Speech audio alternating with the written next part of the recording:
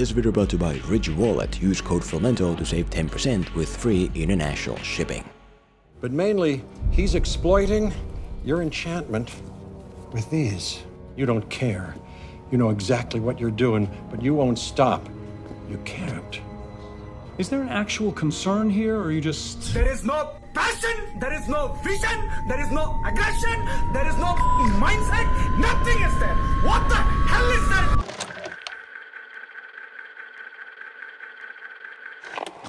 After years and years of waiting, Jurassic World Dominion finally lives up to the title of this franchise reboot, in that at long last we're exploring the topic of dinosaurs inhabiting the world with humans. Except, oh wait, in this movie, Apple and CEO Tim Cook have bought the dinosaurs and taken them to this remote nature reserve, meaning that once again, we're in a park. Well, maybe next time.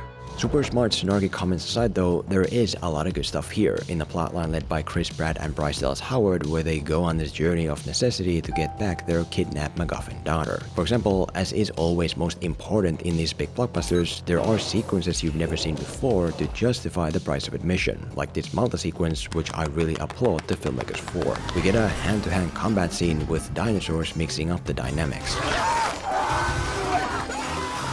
We get a Bourne-like rooftop foot chase scene with dinosaurs mixing up the dynamics. Jesus Christ, that's Jason Bourne. We get an urban motor chase scene with weaponized raptors mixing up the dynamics. I mean, there's even a guy who gets in on a scoot. Not only is this super exciting, but you've never seen it before. So overall, I can safely say that Jurassic World Dominion is a pretty damn good movie. Stop the cap. What do you mean stop the... what do you mean? Oh, right.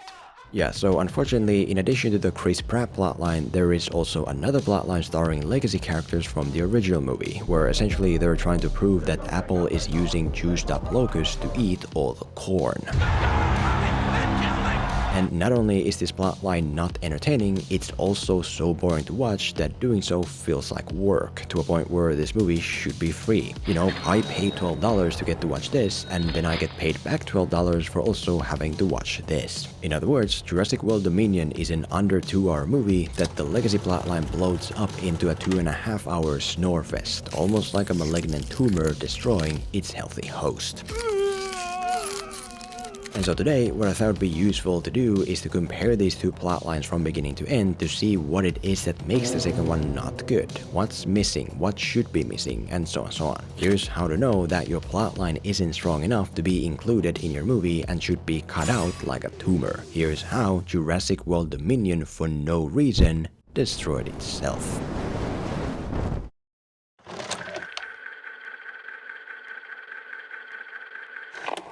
The first main issue with the legacy plotline is that it's completely untouched by the drama created by the movie's setting.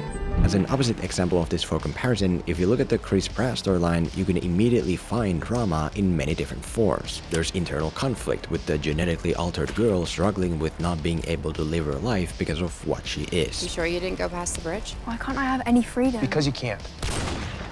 Which then manifests as external conflict, with the girl lashing out against her quote-unquote parents responsible for keeping her safe. I'm not angry. How would I know what people do? The only people I've spoken to in the past 4 years are you both. Can't keep me here, you're not my mother. There are moments of danger and opposition, with information mixed in. You had a baby, that's impossible. There's an underlying antagonistic force pushing against us. There's a problem that requires urgent action to be solved. There's a sense of challenge where the characters need to overcome this wall that directly concerns them. Overall, there is drama. Whether that drama is good or not, that's up to you, but the point is that it's there. There is some level of narrative and cinematic value in what we're watching. Can we start over? I know, Claire. There are people out there who'll do anything to find me. Whereas in the legacy storyline, for the longest time, there's nothing. Essentially, we get this scene of these buffed up locusts attacking some random kids at a farm. And then afterwards the doctor from the first movie, Ellie Sattler, shows up to see what's going on. And is there any kind of danger or hostility to getting that information? No, the locusts are already gone and the farm lady just explains it. That's the Bennett's corn. The locusts didn't meet that. We are independent. They use biosyn seed. You caught a live one? After that, Ellie goes to see another doctor from the original movie, Alan Grant, to get his help. And is there any kind of underlying conflict here between them to add drama to this interaction? No, they just nicely talk about their lives and how they never ended up banging. Well, funding's dried up, so somebody's got to pay for all this. I read your articles at Soil Science and Regenerative Farming. How are your kids? Amazing. Grown. It's shocking. They're both in college. Can you believe that? And Mark? It's over. Oh, I'm sorry to hear that. It's okay. I'm back to me, my work. That's great. It's good. It is. And then they look at one of the locusts, which again is already in a cage and has no other role in the scene other than being a source of discussion. Then they need to get into the remote Apple facility to prove that they're behind the locust attack. Not because it somehow concerns them personally, but because they might as well. Why not? Which isn't much of a challenge anyway, because they've already been invited. And thus, in the scenes that follow, there is no kind of opposition either. They hang around in an airport petting dinosaurs as they're waiting for their ride. They hang around in a plane talking about dangerous dinosaurs that they don't actually have to worry about. And then they hang around watching lectures and talking with Apple CEO Tim Cook, and so on, so on. Would you mind if we, it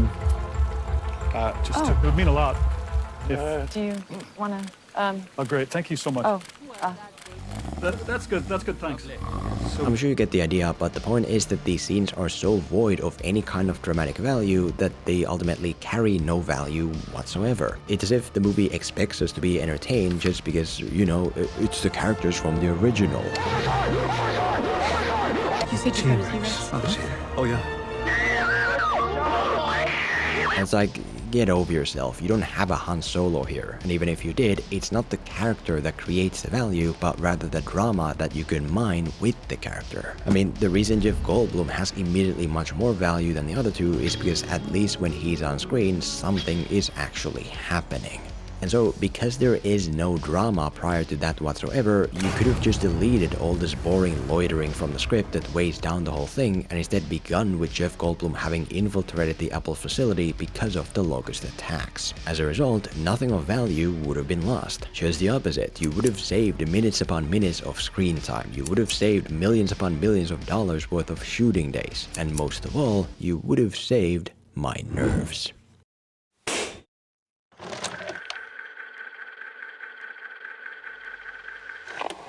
The second issue with the legacy plotline is that when there finally is some drama and challenge, it's way too relatively easy to take seriously. As an opposite example, the stuff that the characters in the other plotline need to go through is quite noteworthy. They need to find out where their daughter was taken, which involves dodging T-Rexes and outrunning weaponized raptors. They need to fly into the Apple facility, which involves getting attacked by bird dinosaurs, as well as crash landing and dealing with a water dinosaur, as well as parachuting down and surviving a Freddy Krueger dinosaur by hiding in murky water.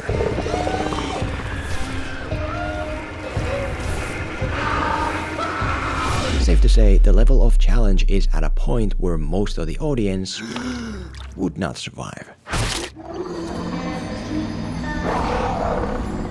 Whereas in a legacy plotline, it's more like the characters are playing on recruit difficulty. They need to get into the Apple facility, which happens on a red carpet. Oh, please, after you, and watch your head. They need to find their way into the secret locust lab, for which they're given direction as well as a key. Would you guys like to tour the facilities yourselves? Oh, okay. Yeah, why not? Yeah. Great.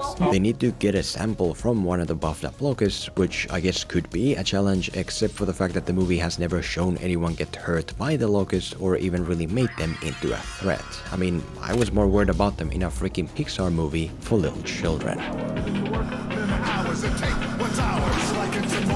Then they need to escape the facility, for which they once again get a red carpet. And as the last finale challenge for this plotline, they need to find their way through this cave with reptile dinosaurs crawling after them, which is a step up from before, but when compared to surviving a crash landing followed by a Freddy Krueger dinosaur, not so much. You know, the cave dinosaurs are so slow and short that really all you need to do to survive them is take a step up. So the point is that whenever we're watching these legacy plotline challenges, it just feels like we're on a non-consequential commercial break from the real challenges that actually carry meaning and impact. I would say that the legacy plotline's sense of challenge finally grows when it merges with the other plotline, but even there, it's more like it just drags the other plotline down with it. They go face to face with what apparently is the most dangerous apex predator in the world, Giganotosaurus, biggest carnivore the world has ever seen. and yet it's so passive and dumb that I feel like even I could run rings around it. Hey!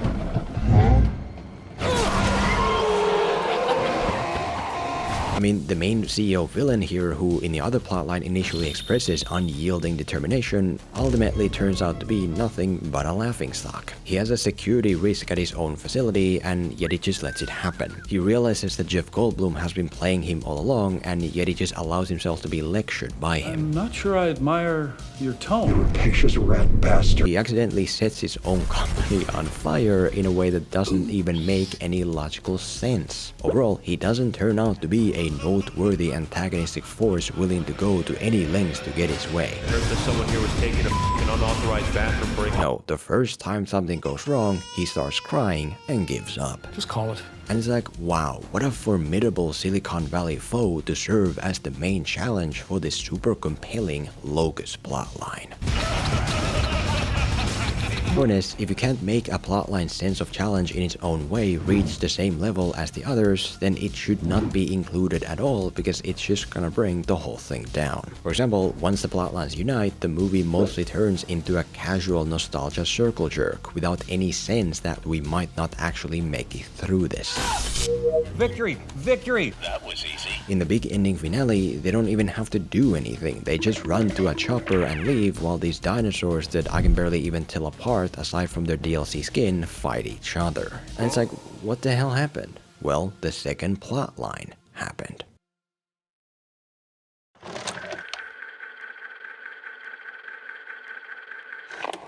The third issue with the legacy plotline is that the stakes are so non-existent that it's very difficult to care about anything that happens. If you look at the other plotline, you can immediately find something to invest in. Essentially, we have this genetically valuable girl that Chris Pratt and Bryce Dallas Howard are raising as their own, which was built up to in the last movie. And now, of course, the girl along with the good raptor's baby gets taken by the bad guys. Meaning that our investment in the plotline comes from getting her back. I'm not saying this is breaking new ground, but the stakes are tangible. They have an intimately personal effect on the heroes that drives them. They're enough for the audience to want to see this innocent girl, and even to some extent the raptor baby, be rescued. Hey you, get your damn hands off. Compare this to the legacy plotline, which doesn't carry any significance in terms of whether or not we succeed whatsoever. Like I mentioned, the main gist is that there are these juiced up locusts that are eating all the fields except those owned by Apple. They use biosyn seed. Yeah, I bet they do. And for various reasons, not only is this dumb, but it also just doesn't function. First off, the stakes appear so out of nowhere that it's just off-puttingly weird. In the last movie, we were building up to a problem of dinosaurs having to coexist with humanity, and now here, that's been suddenly tossed aside in favor of this. And it's like, we have this movie all about dinosaurs and people. What should we make the stakes be about? Oh, I know, let's make them about these big insects. This is big brain time. No joke, we got more of that human-dinosaur coexistence in an ad for the f***ing Olympics.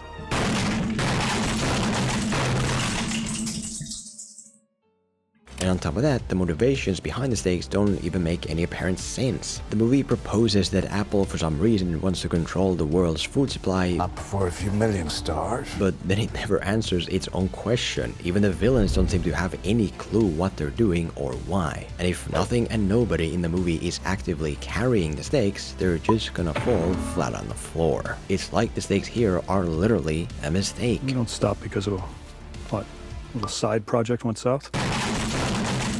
But most importantly, the stakes aren't personal or tangible. They don't affect the heroes. It's not their cornfields. It's not the cornfields of anyone they know. They're not driven by the effects of the stakes because there is no effect. They're just trying to stop Apple because they're good guy heroes and Why not? so instead, the stakes of this plotline rely solely on the usual blockbuster curse where the entire human world is a danger. These locusts in Nebraska are about to wrap it up. They're eating the corn, wheat, basically all of our food and our food's food, so we can say goodbye to this. which unfortunately doesn't function either because, oh yeah, this plotline doesn't even take place in the human world. We're in this remote valley where the locust problem cannot be seen or felt in any way whatsoever. All we get in the entire movie is one visit to a random farm, and even there the focus is on the locusts themselves rather than the effects of the corn being in. In other words, the stakes are not real and neither is the audience's care of them. And I think the main lesson to learn here is that these big blockbusters have to stop doing these generic end-of-the-world stakes. We don't care about the world, we only care about the people we know in it. The world is ending in real life as we speak, and we can barely keep interest for over a week because it's just somewhere out there. I mean, goddamn, even the people in this movie don't seem to care about the world ending. We're not gonna be around for much longer anyway. These locusts in Nebraska are about to wrap it up. They're eating corn. And so again, if you can't make these stakes real, why feature them at all? Why don't you just let the stakes be about the villain wanting to harvest the girl's DNA for some shady reason? Why don't you just let them be about the effects of dinosaurs and humans having to coexist? Why spend tens of minutes and millions of dollars on something that's just gonna amount to a negative? If a plotline doesn't have drama or challenge or stakes, it shouldn't exist. Not every blockbuster has to be about the end of the world. Not every blockbuster has to be 2.5 hours long. Sometimes all you need to do to make your movie or book or video float is cut out the extra weight dragging it down.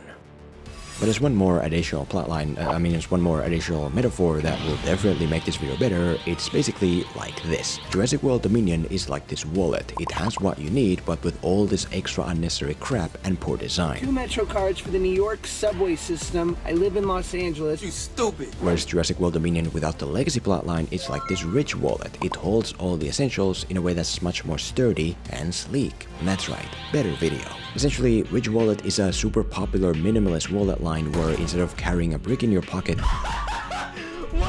you get this small tile where you can slide out what you need. Each wallet holds up to 12 cards and has room for cash as well. They come in many different cool colors and designs as well as premium materials from carbon fiber to aluminum to burnt titanium. It's like this movie without the legacy plotline or this video without this ad. Oh, and also with every dollar you spend you can win an upgraded Ford Bronco as well so that you can outrun the T-rex. Must go faster.